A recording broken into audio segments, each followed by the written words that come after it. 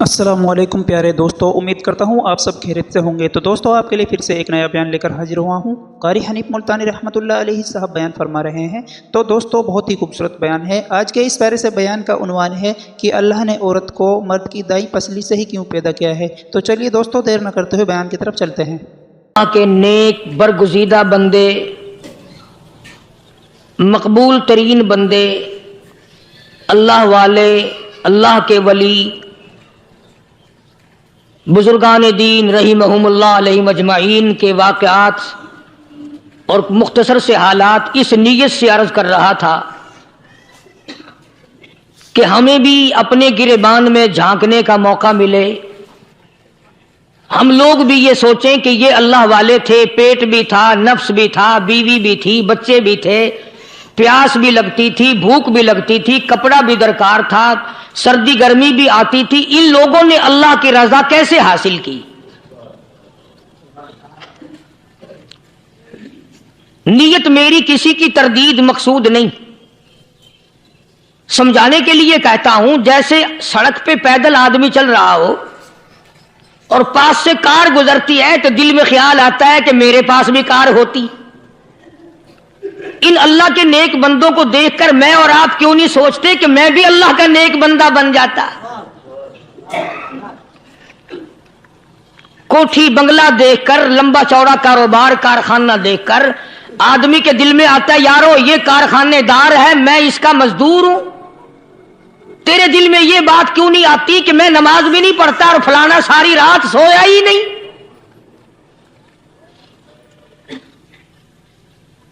ہم لوگ اپنے معاملات میں، اپنے کردار کے بارے میں آخر کب سوچیں گے؟ وہ کون سی نئی زندگی ملے گی؟ بس ایک دھوکہ لگا ہوا ہے، او جی میں تو گناہگار ہوں میرا کیا، او جی میں تو گناہگار ہوں میرا کیا، یوں کرتا کرتا ہی مر جائے گا، توبہ نہیں کرنی۔ کوئی آدمی پلیت ہو اور وہ یہ کہتا رہے او یار میں تو پلیت ہوں، یار میں تو ناپاک ہوں، میرا کیا میں تو ناپاک ہوں۔ اللہ کے بندے پانی کے پاس جا، غسل کر، پھر ہی تو پاک بنے گا۔ اپنے آپ کو پلیت پلیت کہتا رہے یوں تو پاک نہیں بنے گا۔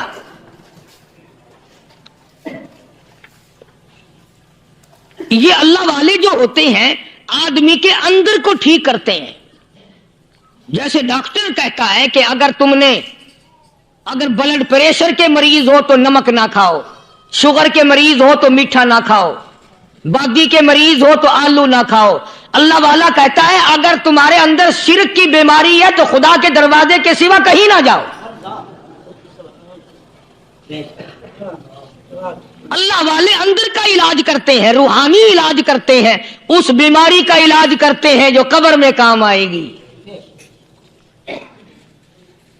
جب اللہ والوں کی مجلس میں بیٹھو گے تو وہ تمہیں یہ بتائیں گے کہ نبی کی سنتوں کے پھول چھوڑ کر بدعت کے کانٹوں کی طرف نہ جاؤ۔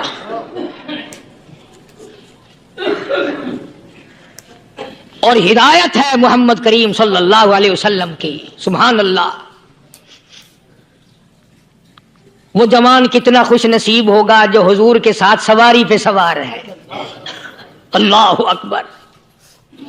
سیدنا معاذ بن جبل رضی اللہ تعالیٰ عنہ کی ذات اقدس ہے، جس سواری پہ محمد عربی صلی اللہ تعالیٰ علیہ وسلم سوار ہیں، اسی سواری پہ صحابی بھی سوار ہے، آپ کے پیچھے سوار ہے۔ آپ نے 3 مرتبہ ارشاد فرمایا یا معاذ، وہ کتنا مقدروں والا جوان ہوگا جس کا نام آقا کے پیارے پیارے منہ سے نکلا۔ فرمایا یا معاذ، او معاذ، عرض کیا لبیک و سعدیک، میرے آقا میں حاضر ہوں، میں غلامی میں حاضر ہوں۔ کچھ نہیں فرمایا۔ پھر دوسری مرتبہ ارشاد ہوا یا معاذ، عرض کیا لبیک و سعدیک، کالی کملی والے میں تیری خدمت میں حاضر ہوں، میں غلامی میں حاضر ہوں۔ تیسری مرتبہ پھر فرمایا یا معاذ، سمجھے آپ؟ یہ تو حضور کو پتا تھا کہ میری آواز اس نے پہلی دفعہ میں ہی سن لی، پکار رہا ہے میں حاضر ہوں. 3 مرتبہ آواز اس لیے دی، یعنی میں جو تجھے بتانا چاہتا ہوں وہ بڑی اہم بات ہے، توجہ کر، دھیان کر اس بات کی طرف جو میں تجھے بتانے لگا ہوں. تیسری مرتبہ ارشاد ہوا یا معاذ، عرض کیا لبیک و سعدیک، میرے آقا میں حاضر ہوں، غلامی میں حاضر ہوں. ارشاد فرماؤ، فرمایا یا معاذ لا تشرک باللہ، او ماضی مجھ سے ارشاد سن لے، مجھ سے پیغام سن لے، میں محمد کریم صلی اللہ تعالی علیہ وسلم تجھے بڑی پتے کی بات بتانے لگا ہوں، گر کی بات بتانے لگا ہوں، کوئی حقیقت کی بات بتانے لگا ہوں. لا تشرک باللہ، او میرے جمال، میرے صحابی، او معاذ، اللہ کی ذات میں، اللہ کی صفات میں کسی کو شریک نہ ٹھہرانا.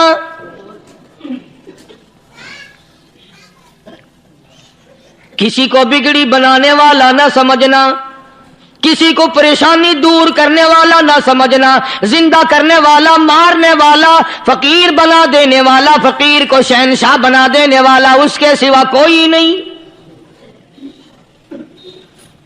چلو ہو گئی بات، فرما دیا آپ نے کہ شرک نہ کرنا. اب ہماری بات سنو، ابھی حدیث کا جملہ باقی ہے جو محمد عربی صلی اللہ علیہ وسلم کی زبان مبارک سے نکلا، اہم بات باقی ہے. ٹھیک ہے فرما دیا، لیکن اب سوال کرو سرکار مدینہ صلی اللہ علیہ وسلم سے کہ جی اگر کوئی مصیبت کی وجہ سے کر بیٹھے، اگر کوئی پریشانی کے عالم میں آ کے کر بیٹھے، کوئی دکھوں کا مارا ہوا کر بیٹھے، تو صاف فرما دیا، فرمایا او معاذ ان قتلتا،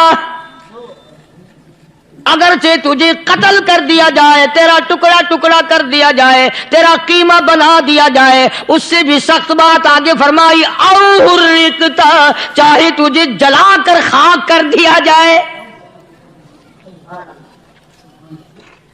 تیرا قیمہ بنا دیا جائے، تجھے جلا کر راکھ بنا دیا جائے، کسی حال میں بھی تجھے شرک کرنے کی اجازت نہیں. اور ایک اور بات میرے سے سن کر پکا کے لے جاؤ، چوری کرنے والا ساری عمر چوری کرتا ہے، لیکن کبھی ایسا دن اس کی زندگی میں نہیں آیا ہوگا جب وہ یہ کہے کہ میں عبادت کر رہا ہوں. لاکھ چوری کی ہو یہ کہے گا کہ میں گناہگار ہوں، چوری کر اپن چلو تمہارے منہ پہ نہیں کہے گا، دل میں کہے گا. زنا کرنے والا کبھی نہیں کہتا کہ میں گناہ نہیں کرتا، شراب پینے والا کبھی نہیں کہتا کہ میں گناہ نہیں کرتا، حرام کھانے والا، رشوت لینے والا کبھی نہیں کہتا کہ میں گناہ نہیں کرتا. شرک ایسا گناہ ہے، ایسی گمراہی ہے، اس کو بندہ گناہ سمجھ کر نہیں عبادت سمجھ کے کرتا ہے. اور ارشاد فرمایا محمد عربی صلی اللہ علیہ وسلم نے کہ شرک کرنے والے کو توبہ کی توفیق نہیں ہوتی. وہ اس کو برا سمجھے تو توبہ کرے، جب وہ اس کو برا سمجھتا ہی نہیں تو گناہ سمجھتا ہی نہیں تو توبہ کائے کی کرے گا وہ. میں عرض کر رہا تھا کہ یہ جو اولیاء کرام ہیں، بزرگان دین ہیں، اللہ والے ہیں، یہ شرک کی لعنت سے آدمی کو بچانے کے لیے ساری زندگی کوشاں رہتے ہیں.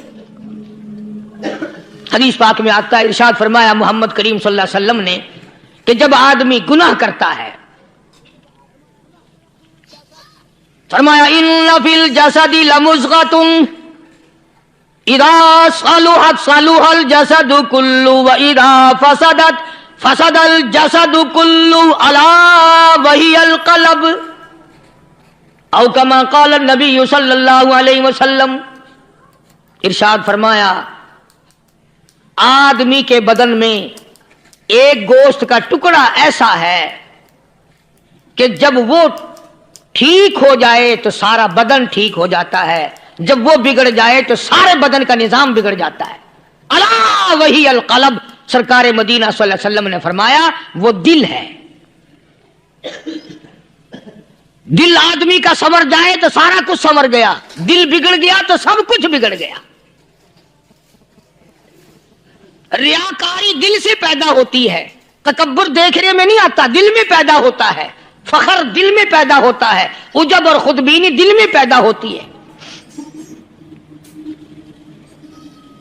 تو آقا مدنی صلی اللہ علیہ وسلم نے فرمایا کہ آدمی کا دل جو ہے وہ سفید ہوتا ہے، بالکل سفید ہوتا ہے۔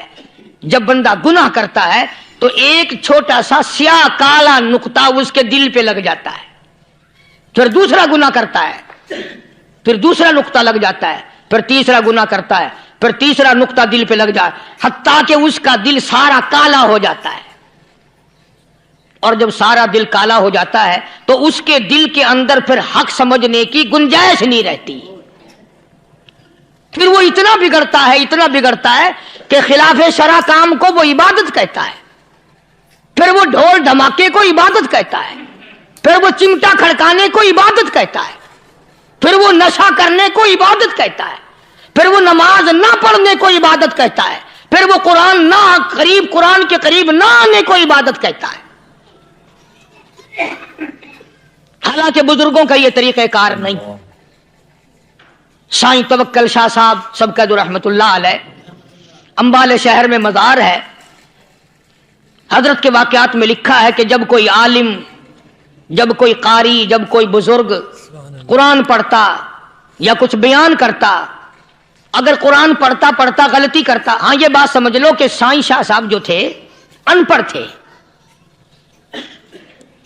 عالم نہ تھے، پڑھے ہوئے نہیں تھے، لیکن اگر کوئی قرآن کی آیت غلط پڑھتا تو سائیں شاہ صاحب جو تھے وہ کہتے کہ تو نے غلطی کی ہے، اور اگر کوئی حضور کریم صلی اللہ علیہ وسلم کی حدیث پاک پڑھتا اس میں کوئی غلطی کر دیتا تو شاہ صاحب فرماتے کہ تو نے غلطی کی ہے۔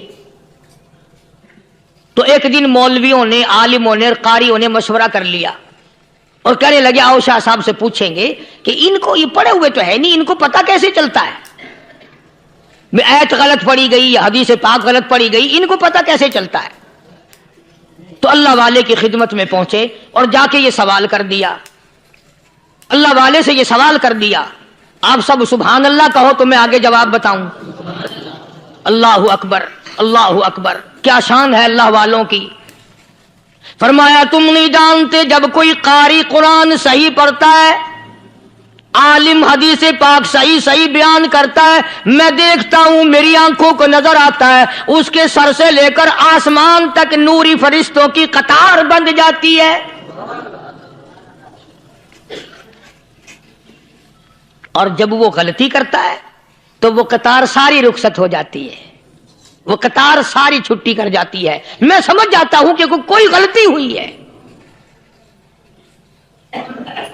یہ ہے اللہ والوں کی باتیں جو ہم لوگوں کے کام آنے والی ہیں، جو ہمارے سوچ و بچار کی ہیں، جو ہمارے کرنے کی ہیں، کہ کتنے دن ان حضرات کو فاقے کرنے پڑے، مصیبت جھیلنی پڑی، پریشانی اٹھانی پڑی تو پرواہ ہی نہیں کرتے تھے۔ مخلوق سے سوال کرنا ان حضرات کے یہاں بہت بری بات تھی۔ بلکہ نفحۃ الیمن ایک عربی کورس کی کتاب ہے، درس میں پڑھائی جاتی ہے عربی مدرسوں میں۔ ہم نے جب سبق پڑھتے تھے تو ایک واقعہ پڑھا تھا کہ کسی پہاڑ کی غار میں ایک اللہ والا رہتا تھا اور اللہ اللہ کرتا تھا ہر وقت، اللہ کی طرف سے کھانا آ جاتا تھا اور وہ کھا لیا کرتا تھا۔ تو خدا امتحان بھی کرتا ہے، آزمائش بھی کرتا ہے، دعا کیا کرو اللہ ہماری آزمائش نہ فرمائے۔ ہم لوگ آزمائش کے قابل کہاں ہیں؟ تو اللہ پاک نے جب اس اللہ والے کی آزمائش فرمائی تو 3 دن تک کھانا نہ آیا، 3 روز تک کھانا نہیں آیا۔ جب نہیں آیا تو بھوک نے ستایا، اور جب بھوک نے ستایا تو پریشانی ہوئی، اور جب پریشانی ہوئی تو دل میں خیال آیا کہ اب میرے لیے سوال کرنا جائز ہو گیا، اب تو میں بالکل بھوک نے تنگ کر دیا مجھے۔ تو پہاڑ سے نیچے اترے اور جا کر کے ایک مکان پہ سوال کر دیا، اور سوال یہ کیا کہ اللہ نام پہ مجھے کھانا چاہیے۔ ان گھر والوں نے 3 روٹیاں دے دی، ان گھر والوں نے 3 روٹیاں دے دی، اور یہ اللہ کا ولی لے کے چل دیا۔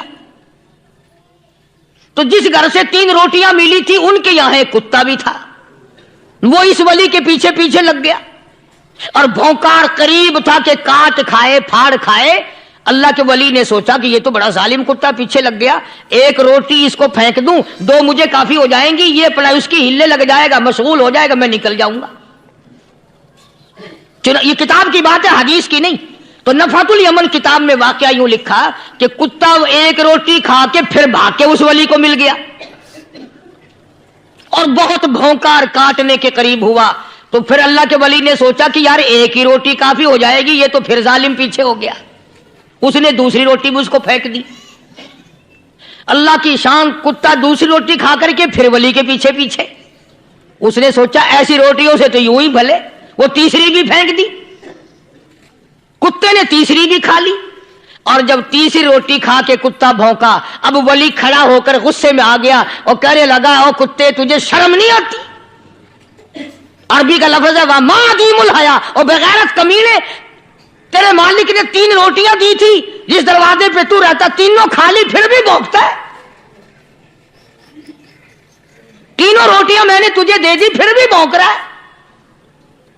تو یوں لکھا اس کتاب میں کہ اللہ پاک نے کتے کو بھی زبان دی اور وہ یہ کہنے لگا کہ ولی صاحب ذرا ٹھہرو، خود فیصلہ کرو، تم بے غیرت ہو یا میں بے غیرت ہوں. فیصلہ جناب کریں، میں کتا ہوں آپ ولی ہیں، جنت کے کھانے کھائے، ارے 3 دن نہ ملا تو آدمی کے دروازے پہ آ کے ماتھا گھسایا، جھولی پھیلائی، بھیک مانگی، مجھ سے قسم لے لو میں کتا ہوں، کئی مرتبہ 8 دن ٹکڑا نہیں ملتا، قسم لے لو اس دروازے کے سوا کبھی کسی دوسرے دروازے پہ نہیں گیا میں.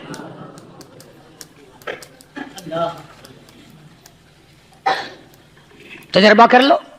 3 دن کتے کو ٹکڑا ڈالو، چوتھے دن دم ہلا کر تمہارے پاؤں میں لٹے گا. ساری عمر گزر گئی اس مالک کا دیا ہوا کھاتے ہوئے پیتے ہوئے، آج بھی تجھے اس مالک کا دروازہ سمجھ نہیں آیا. پانی وہ پلاتا والذی ہوا یطعمنی ویسقین وَإِذَا مَرِضْتُ فَهُوَ يَشْفِينِ.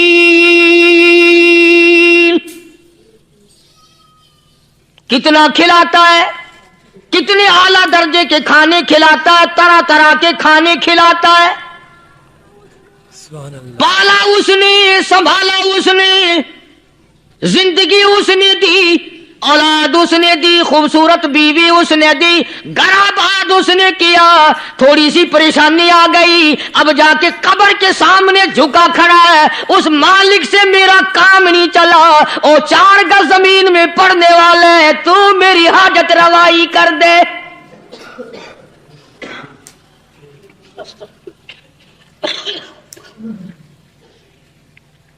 کون سے ولی نے یہ تعلیم دی، کون سے ولی نے یہ ترغیب دی؟ خواجہ قطب الدین بختیار کاکی رحمت اللہ علیہ، بابا فرید الدین شکر گنج رحمت اللہ علیہ کا پیر ہے. اتنے اللہ والے لوگ تھے، اتنے اللہ والے لوگ تھے. خواجہ قطب الدین بختیار کاکی رحمت اللہ علیہ کا آخری وقت دلی شہر میں آ گیا. نہ دولت تھی، نہ کوٹھی تھی، نہ بنگلہ تھا، فقیری. ہائے ہائے، عجیب بادشاہت ہوتی ہے ان لوگوں کی. بادشاہ ان کے دروازوں پہ آیا کرتے تھے. خواجہ ابو الحسن خرقانی رحمت اللہ علیہ بزرگ گزرے ہیں. محمود غزنوی کا زمانہ ہے. محمود غزنوی مرحوم بادشاہ نیک آدمی تھا. خواجہ ابو الحسن خرقانی رحمت اللہ علیہ کی خدمت میں آیا اور حضرت نے یوں پوچھ لیا، فرمایا محمود 2-4 دن پہلے بھی تو سنا تھا کہ تم ادھر آئے ہو، مجھ سے مل کے نہیں گئے؟ تو کہنے لگا حضرت سرکاری دورے پہ آیا تھا، سرکاری دورے کی لپیٹ میں اللہ والے کی زیارت کو بے ادبی سمجھتا ہوں. اللہ والے کی زیارت کرنے آؤں، کام کوئی اور لے کر آؤں اور اللہ والے کی زیارت کروں؟ میرے نزدیک یہ بے ادبی ہے. فرمایا آج ارادہ کر کے آئے ہو؟ کہ جی ہاں ارادہ کر کے آیا ہوں. باتیں ہوتی رہی. محمود کہنے لگا حضرت آج بہت بڑا کام لے کر آیا ہوں، دعا فرماؤ. سومناتھ کے مندر پہ حملے کا ارادہ ہے. 70 راجاؤں کی فوج آئیں گی، 70 بادشاہوں کی فوج آئیں گی، 70 राजा हिंदू अपनी फौज लेकर आएंगे, मैं अकेला मुसलमान मुकाबले में आऊंगा, दुआ फरमाओ वो कादिर करीम मुझे फतह अता फरमाए। कैसी नीयत लेकर आया करते थे बादशाह लोग फकीरों के दरबार में।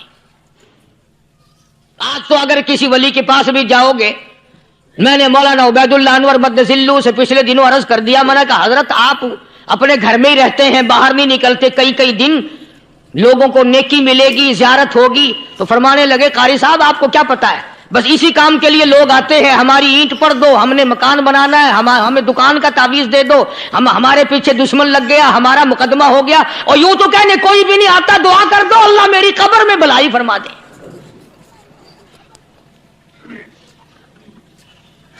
तो महमूद गजनवी ने ख्वाजा अबुल हसन खरकानी से दरखास्त की कि आप दुआ फरमाएं। अल्लाह वाले ने दुआ भी फरमाई और अपना मुसल्ला दे दिया। यूं फरमाया महमूद जब मुश्किल वक्त आ जाए इस मुसल्ले पे खड़े होकर 2 रकात नमाज अदा करना। पता चला कि अल्लाह की मदद जो है वो नमाज के साथ है। मैं तुम्हें भी बताता हूं, वली तो मैं नहीं, जब भी कोई परेशानी आए, जब भी कोई तकलीफ आए, फरमाया इस्ताईनो बिस्सब्री वस्सलाह, नमाज पढ़ो इंशाअल्लाह आसानी होगी। सब्र कर, नमाज पढ़, इन्नल्लाह मस्साबिरीन,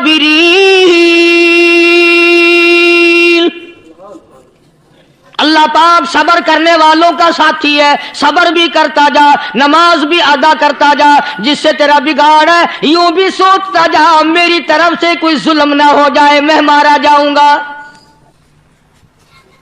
सल्ला साथ लेकर चला गया और अपनी फौज को लेकर के सोमनाथ के मंदिर पे हमला कर दिया। मुसलमान फौज बड़ा सफर करके आई थी, दूर से आई थी, थकी हुई थी, चूर चूर थी, इतने हालात ना थे, इतने हथियार ना थे। 70 राजाओं की फौज के मुकाबले में मुसलमानों को शिकस्त हो गई। महमूद गजनवी को खबर दी गई बादशाह शिकस्त हो गई। महमूद ने 2 रकात नमाज अदा की। और यह भी बता दूं, अल्लाह वालों का इतना अदब किया महमूद गजनवी ने कि उस मुसल्ले पे खड़े होकर नमाज नहीं पढ़ी, उसको सर के ऊपर रख के नमाज पढ़ी।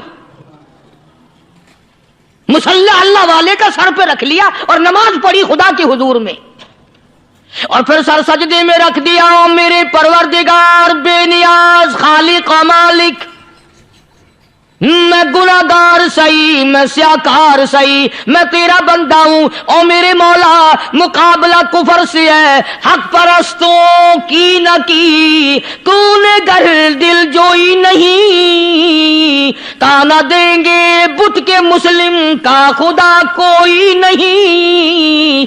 ओ मेरे परवरदिगार आज मुझे जलील ना कर, आज मेरी शिकस्त ना कर, आज मुसलमानों को शिकस्त ना दे। और बेनियाज परवरदिगार काफिर कहेंगे इनका खुदा कहां गया। बस महमूद गजनवी ने अल्लाह के हुजूर में नमाज अदा की और दामन फैलाया और सर सजदे में रखा। वो इत्तला मिली कि शिकस्त फतह में बदल गई। चुनाचे जुमे का खुतबा महमूद गजनवी ने सोमनाथ के मंदिर के अंदर दिया। किस कदर अल्लाह वालों को दिलचस्पी थी इन मामलात से कि कौम के लिए भलाई हो, मुल्क के लिए भलाई हो, अवाम के लिए आखिरत की दुनिया की भलाई मकसूद थी। ख्वाजा कुतुबुद्दीन बख्तियार काकी रहमतुल्लाह अलैह दिल्ली शहर में रहते हैं। बादशाहों का जमाना है। अल्लाह अल्लाह क्या अजीब लोग थे।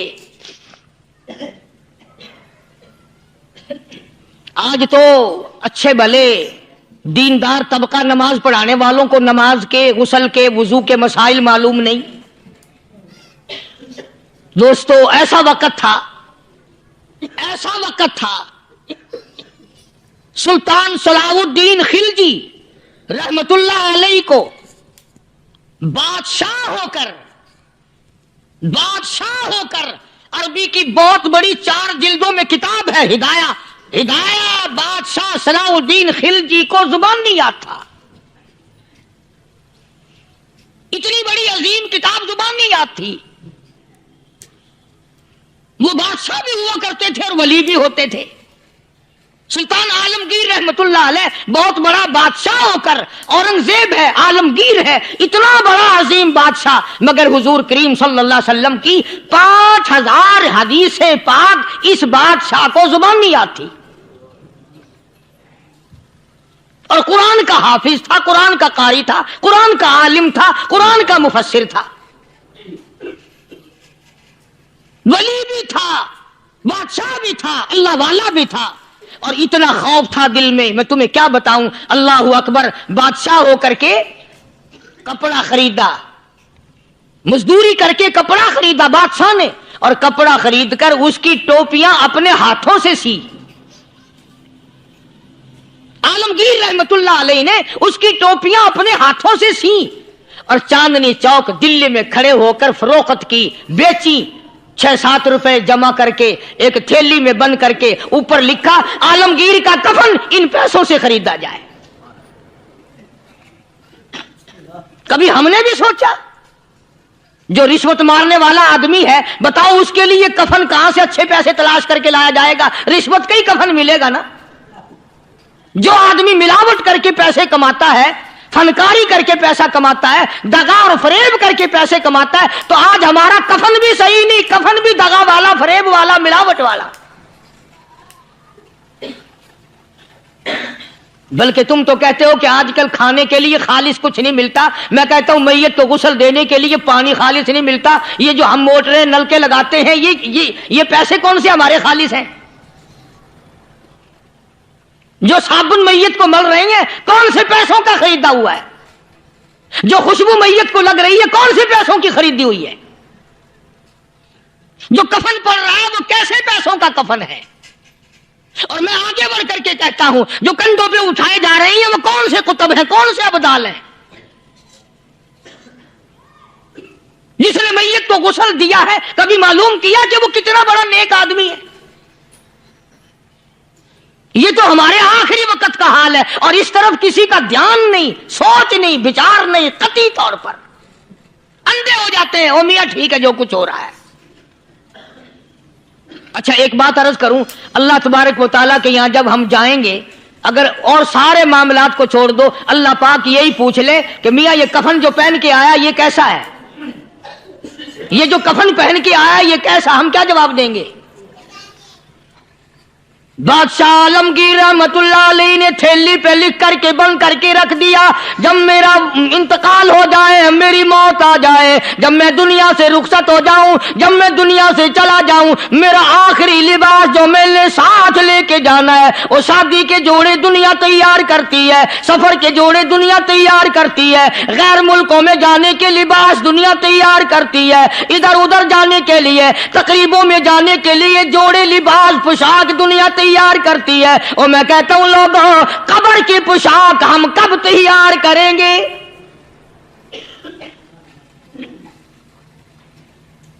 عالمگیر رحمت اللہ علیہ نے خود اپنے کفن کا انتظام کر کے رکھ دیا. ہمارے گھروں میں تو اگر کفن کا ذکر کرو تو گھر والے بھی منہ بنائیں گے، چھوڑو تم نے کفن کی باتیں بنانی شروع کر دی ابھی سے ہی.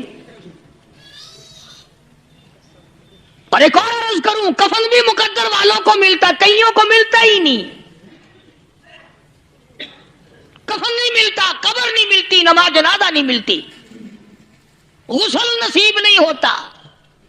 مقدری سودے ہیں، نہ یہ دولت سے بات بنتی ہے، اور نہ یہ اقتدار سے بات بنتی ہے، اور نہ یہ سرمایہ سے بات بنتی ہے. یہ تو تقدیروں کے مسئلے ہیں جو مالک نے اپنے ہاتھ میں رکھا ہے.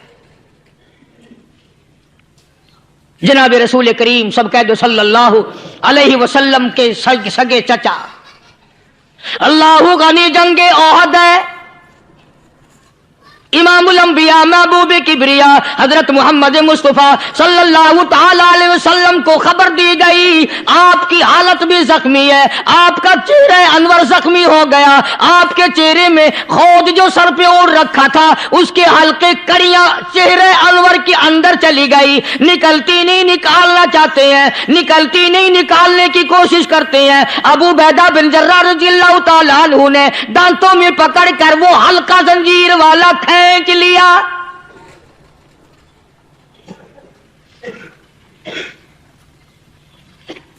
अल्लाहु गनी, उधर खून का फुवारा छूटा, खून का फुवारा छूटा।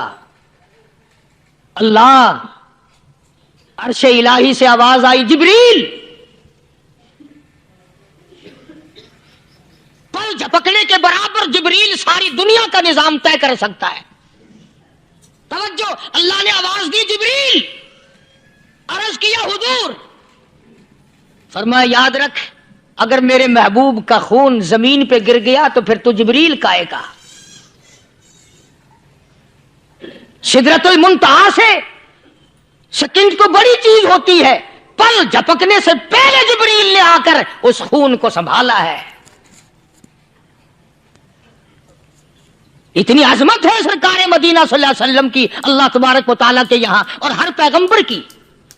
इब्राहीम अलैहिस्सलातु वस्सलाम को वक़्त के बादशाह ने मंजनीक में बिठाकर यूं आग में फेंक दिया, उस मिंजनीक में से, पंगूड़े में से खलील निकल चुका। आवाज आई, जिब्रील। जवाब मिला, हुजूर, कि मेरा खलील को क्या हुआ? हजरत जिब्रील को हुक्म हुआ, याद रख, अगर खलील का एक बाल भी जल गया तो तू जिब्रील किस काम का? अल्लाह तबारक व तआला के फरिश्ते ने पहले पहुंचकर आग पे पर बिछा दिए। दोस्तों, उम्मीद है आपने इस बयान को मुकम्मल सुन लिया होगा। तो दोस्तों, कैसा लगा आपको ये बयान? तो दोस्तों, इंशाअल्लाह नए टॉपिक के साथ में, नए बयान के साथ में अगली वीडियो में हम मिलते हैं। तो दोस्तों, आप कमेंट में अपनी राय ज़रूर देना कि अगला बयान मैं किस टॉपिक पर लाऊं आपके लिए। ऐसे ही नए नए ताज़ा तरीन बयान सुनने के लिए हमारे चैनल को सब्सक्राइब ज़रूर करना दोस्तों, वीडियो को लाइक करना, शेयर करना। तो दोस्तों, इंशाअल्लाह मिलते हैं नई वीडियो में। आज के लिए इतना ही। अस्सलामु अलैकुम वरहमतुल्लाहि वबरकातुहू। उम्मीद है आप इंशाअल्लाह खैरियत से रहेंगे। अस्सलामु अलैकुम।